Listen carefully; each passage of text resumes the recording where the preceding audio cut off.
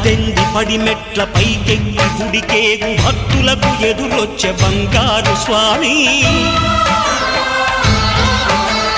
ఇరుముడులు స్పృశించి శుభమనుచు దీవించి జన బృందముల చేరే జగమేలు స్వామి తన భక్తులనరిల్చు తప్పులకు తడబడి ఒక పక్క ఒరిగెన ఓంకారమూర్తి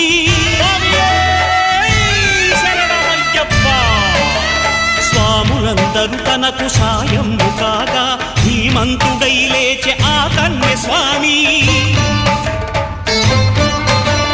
పట్టబంధము వీడి భక్తతతికై